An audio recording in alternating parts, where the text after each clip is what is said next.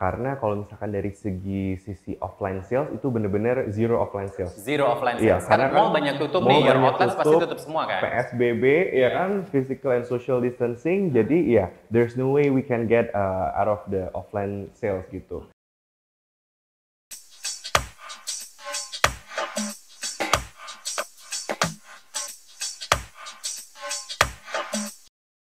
Kesempatan yang berbahagia ini saya sudah kedatangan dua orang tamu yang luar biasa ya. Jadi ada Kevin dan juga Mario.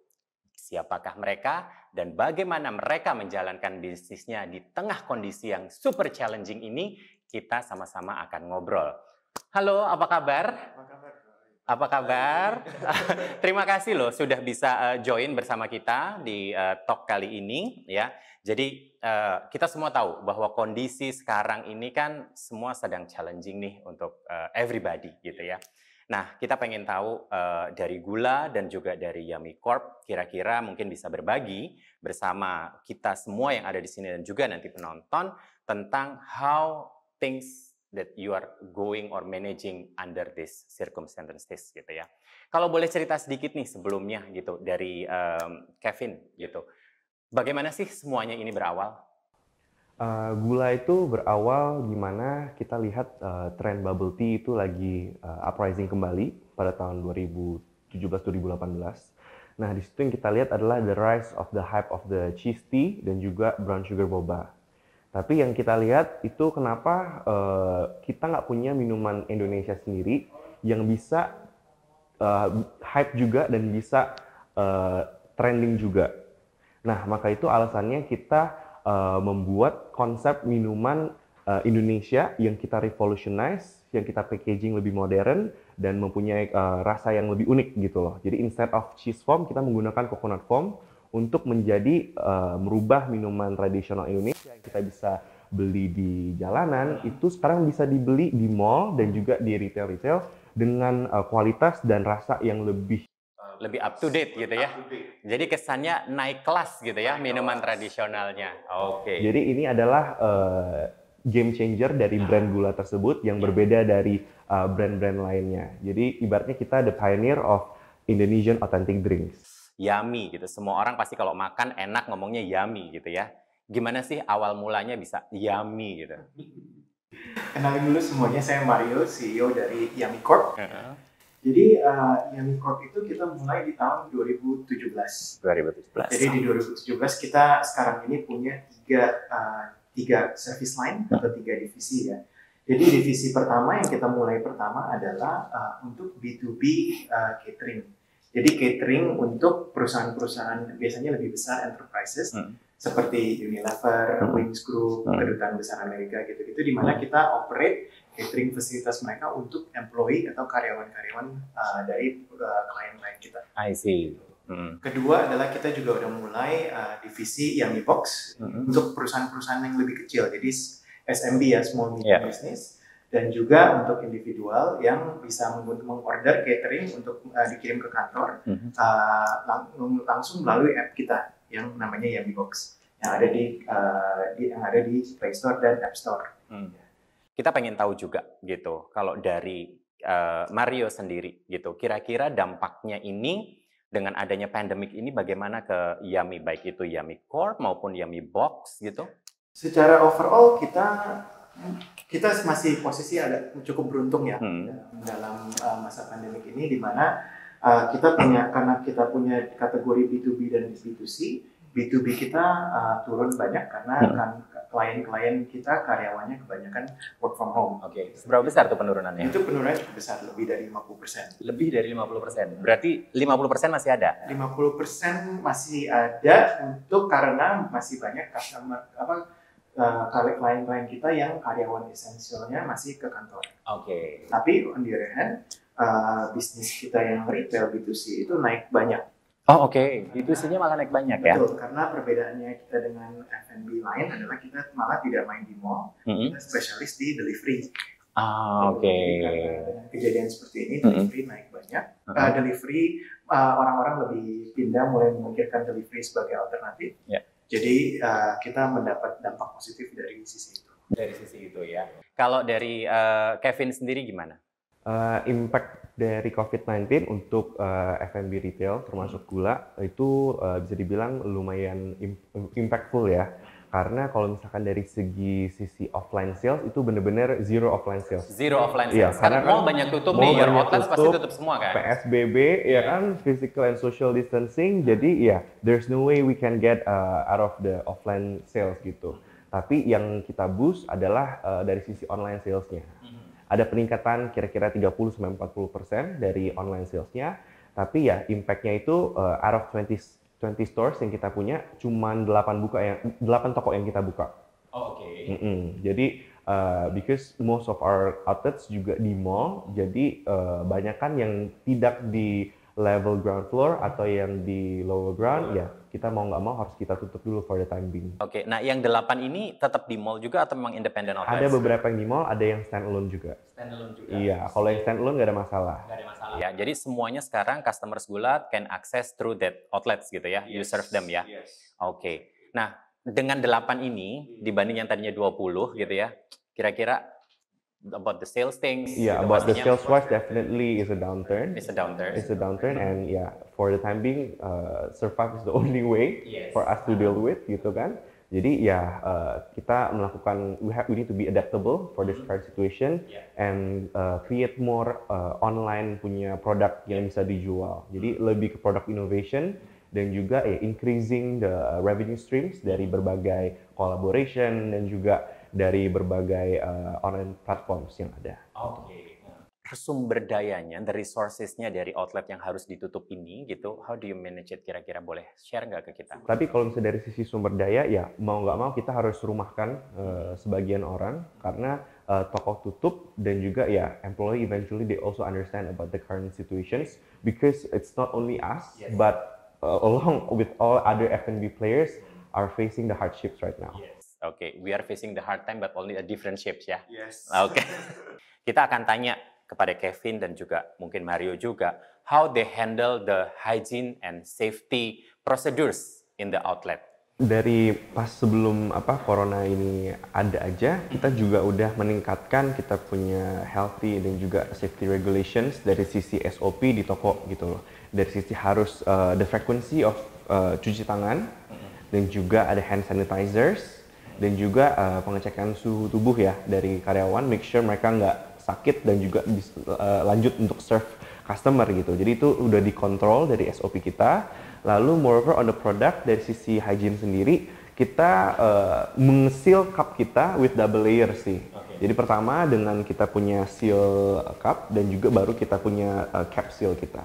Jadi we just want to make sure that produk kita yang dikirimkan ke rumah customer via online itu benar-benar sudah kebersihannya sudah terjamin. Kalau dari Yami, kita memang dari dulu sebelum masa pandemik ini juga kita memang sudah standar operasional kita itu sudah bersertifikasi, namanya HACCP, itu di mana sertifikasinya itu levelnya standar global gitu ya. Karena kita bekerja sama dengan perusahaan-perusahaan besar seperti Unilever, Kedutaan Besar Amerika dan lain-lain, di mana itu bahkan menjadi requirement dasar gitu. Jadi memang tim kita dari sebelumnya pun memang hand sanitizer itu dan cuci tangan itu sudah harus sebelum masuk ke dapur, dan juga masker, hairnet dan glove itu memang sudah standar dari awal. Dan kita juga dari awal juga ada temperature take gitu ya. Cuman sekarang kita tambahin aja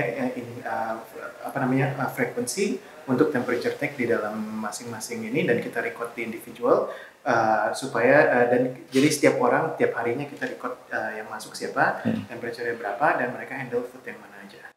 Untuk Yami itu sendiri kan kita semua tahu ada komposisi dari corporate dan juga retail seperti yang tadi sudah dikatakan gitu ya. Nah, dengan kondisi seperti sekarang ini mungkin saya akan tanya bagaimana perubahannya dari sebelum dan after this pandemic situations dari komposisi tersebut antara corporate dan juga retail. Ya. Kita sih memang sisi retail kita memang sedang bertumbuh cepat sejak akhir tahun 2019 ya. Jadi kalau misalnya kita lihat di mungkin Juni 2019 kita kurang lebih 90% B2B. Tapi di akhir Desember pun sebenarnya kita udah kurang lebih 50% B2B, 50% retail. Di masa-masa sekarang ini kita kurang lebih 25% B2B, 75% retail. Gitu. Jadi memang retailnya bertumbuh dan pas juga B2B-nya turun, jadi komposisinya 75% atau mayoritas adalah retail. Divisi terakhir kita atau service terakhir kita adalah namanya Yummy Kitchen. Yummy Kitchen itu adalah shared cloud kitchen yang kita operate bersama dengan brand-brand partner, yaitu existing F&B brands. Jadi misalnya Gula dan teman-teman itu, kita daripada kita bikin brand sendiri, yang kita kerjakan adalah kita bikin infrastruktur dan kita bekerjasama dengan brand dengan para pemain F&B yang udah punya, yang udah well established brand. Mereka tinggal bermitra dengan kita, mereka kirimin bahan-bahan mereka, dan tim kita yang akan belajar assembly dari tim mereka untuk dikerjakan, untuk dijual di GoFood dan GrabFood atau delivery platform lainnya. Karena secara umum sebelum periode COVID ini pun tren untuk delivery itu kan sudah naik. Betul. Sudah bertumbuh. Dan itu dari awal juga Gula juga begitu dibikin juga memikirkan senario offline and online gitu kan. Dan jadi kita ngelihat bahwa semua bisnis F&B baru ini akan harus berpikir dalam konsep offline dan online. Betul. Jadi memang sekarang juga musimnya kolaborasi ya. Betul. Benar-benar. Jadi untuk kita survive dalam periode ini, ya kita sekarang ini sekali lagi kita arahnya sama dengan Kevin, untuk masalah expansion kita reduce. Jadi orang kan sekarang banyak yang produce food akhirnya nggak bisa ready to serve gitu ya, mereka membuatnya frozen. Nah kalau Gula kan tadi sudah bikin akhirnya yang kemasan botol ya. Kalau dari Yummy sendiri ada nggak yang seperti itu? Jadi mungkin itu salah satu item yang bisa menjadi hot selling gitu di kondisi seperti ini karena banyaknya home delivery. Betul. Jadi kita kurang lebih dari tengah Maret kita udah mulai launching sebagai respon dari senario ini. Itu beberapa menu catering favorit kita jadikan frozen pack, gitu ya.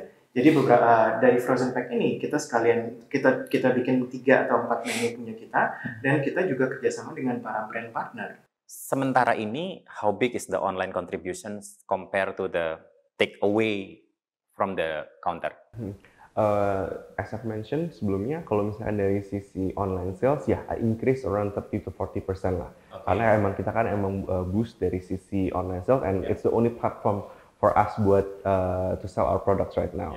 Gitu. Jadi kedepannya ya we are still focusing on the product itself, and also keep on doing the marketing until the pandemic it's over gitu. Kan tadi juga sudah singgung sedikit nih mengenai inovasi produk, yang which is sekarang banyak produknya itu lebih kepada immune booster yang gitu-gitu ya. So far sudah ada berapa produk? Immune booster sendiri seriesnya ada 4 ya, ada tea, coffee, ada isinya jahe madu, ada juga yang bandrek. Jadi kalau misalnya bandrek it's known for the traditional drink, tapi kita twist with the modern punya taste, jadi bandrek shake. Jadi ada kayak rasa bandrek sama rasa ice cream gitu. Jadi those kind of innovations yang pretty much yang sekarang kita lagi boost. Terus ada juga yang Ramadan series, kita juga ada es kopior jeger sama es kelapa jeruk. Itu juga sekarang very popular buat menu untuk buka puasa sekarang ini. Dan terakhir the series of the Gula at Home. Nah, kalau boleh di-share sedikit, antara signature drinks yang sudah ada dulu dengan series yang baru ini dengan kondisi begini gitu ya, salesnya lebih tinggi yang mana? Still the signature drinks or the immune booster series misalkan? 11-12 sih sebenarnya. Soalnya our brands emang popular for the es doger ya. Jadi ibaratnya kalau orang mungkin kepikiran es doger, orang mungkin the first things that come to their mind brand Gula gitu. Adaptasi atau mungkin new business models, maybe because of this pandemic or maybe because actually you started already, terus sekarang ingin dibesarkan lagi, itu kira-kira ada nggak? Kalau misalkan sekarang sih kita lebih fokus tetap on our product, lebih dari sisi online salesnya, tapi tidak menutup kemungkinan kita emang lagi exploring to new business models dari brand Gula sendiri, either it's like FMCG powder drink, itu one of the options yang kita lagi explore juga for the time being. Kalau dari sisi kita, kalau dibilang inovasi mungkin nggak ada yang baru, memang sesuai dengan roadmap kita dari awal. Gitu, karena bisnis model kita memang untuk disrupsi dunia F&B gitu. Nah, tapi kalau secara adaptasi yang kita lakukan secara cepat, satu seperti tadi yang frozen pack untuk namanya sebenarnya sih mereka ready to hit ya gitu. Tapi di satu sisi juga karena B2B kita turun jauh, jadi sales team kita pivot atau fokus ke support charity dan kita juga bisa mikirin kita juga bisa bikin porsi yang lebih murah untuk para mungkin orang-orang yang kena layoff, PHK dan lain-lain, dan juga untuk para medical worker itu kan usapan nutrisinya akan lebih bagus. Betul. Kalau dari segi apps, apakah juga akan dikembangkan lebih besar lagi gitu, misalkan varian produknya lah atau mungkin partnernya diperbanyak gitu, itu kira-kira gimana? Jadi memang benar dengan periode ini dan ini memang sudah dari roadmap kita sebelumnya, cuma dengan ini ada momen untuk akselerasi. Kita mau masukin brand-brand partner dalam aplikasi Yummy Box. Karena kita udah punya customer base-nya, tapi customer base dan setiap hari memang kita Yummy Box itu modalnya menunya berubah setiap hari. Cuman kan tetap kadang-kadang orang pengen banget nih minum es dogernya dari gula. Iya, benar. Itu kita nggak bisa replicate karena itu kasarnya itu memang ada special ingredientnya, special flavornya gitu kan. Jadi kalau menu kita yang standar bentuknya misalnya opor ayam dan menu-menu standar, untuk menu-menu spesial kita memang selalu biasanya bekerja sama dengan brand partner. Nah, kalau dari gula sendiri ada ekspansi yang tertunda kah? Kalau ekspansi pasti tertunda. Kita punya pipeline sebenarnya banyak banget outlet yang harus kita buka, tapi karena adanya COVID-19 ini semuanya harus kita delay dulu sementara. Jadi tunggu the conditions get better baru ya kita mulai ekspansi lagi. Berapa outlet rencana yang akan dibuka? Seharusnya sampai akhir tahun ini ada 100. Iya, tapi karena ini delay ya let's see, hopefully kondisinya bisa recover lebih cepat, jadi kita bisa cek seberapa cepat kita bisa kejar pipeline kita. Pastinya you have a plan to increase the capability or the capacity of the apps itself gitu kan? Is that also on the pipeline? Jadi dari sisi kita memang kita punya in-house engineering team. Jadi memang improvement terhadap sistemnya itu memang selalu ongoing gitu ya. Kita juga sudah kerjasama dengan partner-partner lain seperti AWS dan lain-lain. Mereka juga suportif untuk para startup di masa-masa seperti ini. Di satu sisi tapi on the other hand kan seperti yang Kevin bilang, setiap company itu harus mikirin cash flow. Yes. Gitu. Jadi sekarang ini kita lebih ke arah memikirkan bagaimana supaya bisa berkembang dari sisi digital app kita, tapi tanpa terlalu banyak spend di acquisition customer melalui ads. Kita kerjasama dengan Hemaviton untuk memberikan produk mereka kepada customer kita. Jadi satu kaleng vitamin C, dan kita juga langsung kasih wet wipes. Supaya customer juga waktu makan mereka lebih higienis. Nah, kalau dari kalian nih, how you survive gitu, how you manage things to keep survive and alive gitu. Jadi the thing that we can do right now is to really minimize the expansion and also the capex, karena kita kan emang aim kita sebenarnya expansion supaya kita makin banyak toko, earn more market share in the market. Tapi karena kondisi seperti ini, mau nggak mau kita harus stop semua capex. Terus kita dari sisi expenses dari headquarters juga kita benar-benar minimize. Dan yang paling terakhir yaitu HO efficiency. Jadi dari sisi karyawan itu benar-benar kita efisiensikan lah dari sisi ini. Jadi ibaratnya gimana kita bisa preserve our cash flow supaya kita bisa bertahan melalui pandemi ini lebih lama. Karena itu ya the only key to survive. Are you serving home delivery? Yes. Jadi during this pandemic kita eventually malah innovate a lot of new products gitu loh. Dari sisi ada immune booster series, itu minuman yang kayak ada jahenya, ada madunya yang bisa boost the immune of health. Juga kita kedua ada Ramadan punya series, karena kita sekarang kan lagi masa Idul Fitri ya. Jadi kita keluarin produk-produk kayak es kelapa kopior dan lain-lain. Yang ada sari kurmanya. Ya. Dan juga lastly itu yang kita bikin gula at home, yaitu produk gula dalam bentuk botolan. Selama ini kan kita kan benar-benar serve-nya marketnya itu yang grab and go. Jadi ibaratnya kita ke toko, kita pesan langsung dikasih chilled, bisa langsung di consume within best 2 to 3 hours. Tapi sekarang kondisinya kan ya delivery juga belum tentu. Jadi sekarang kita create produk yang botolan. Jadi supaya orang bisa beli, orang bisa store di fridge mereka, dan produk tersebut bisa stay kira-kira 3 sampai 7 hari. Nah, kalau ke Mario, ada misalkan kayak what's called this quiz. Nah, kan biasa suka banyak tuh ya kan, quiz gitu-gitu. Jadi orang posting, nge-tag, ya kan, mention their friends gitu. Itu dari sisi kita sih memang kelihatannya kalau mau fokus ke digital marketing dan tidak mau terlalu banyak pakai social media atau Google Ads itu dan YouTube Ads gitu ya. Jadi memang harus ada sifatnya, pertama adalah naikin engagement. So far ada berapa total employee? Total employee kita 750. 750, tersebar di berapa kitchen? Tersebar di 54 cloud kitchen dan ada 3 hub kitchen atau central kitchen. Central kitchen-nya. Kalau misalkan total employee kita before COVID itu employee yang barista ya itu ada 100 lebih. Tapi karena sekarang kita lagi emang kurangin toko-toko baik yang tidak beroperasi, jadi emang kita cut down almost like half sih sekarang. Kalau misalkan dari sisi back office, kita potong 30%. What is your ultimate achievement? Kalau misalkan dari sisi professionally, of course, sekarang ini as CEO of the company, kita harus be adaptable throughout this pandemic, dan juga harus lebih non-stop innovation ya, to keep your brand to survive in this hard times gitu. Tapi kalau misalkan we're talking about ultimate goals right after the pandemic, is that to continue kita punya visi misi as a company, which is to bring this brand globally. Karena kembali lagi ke awal mula kenapa why we started Gula, because we want to bring Indonesian delicacies to the world. Kalau Mario, misi kita sih tetap, walaupun selama periode COVID ini kita tetap fokus pada visi kita ke depannya ya.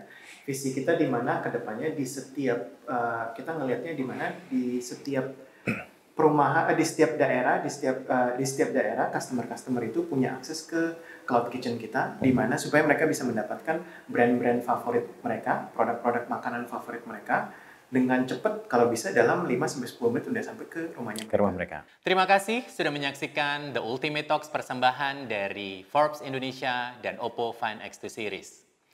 Kita bisa belajar akhirnya bahwa dalam bisnis, walaupun kondisi seperti ini, masih ada sisi positif yang sebaiknya kita gali untuk kita bisa lebih besar lagi. Sampai jumpa di episode berikutnya.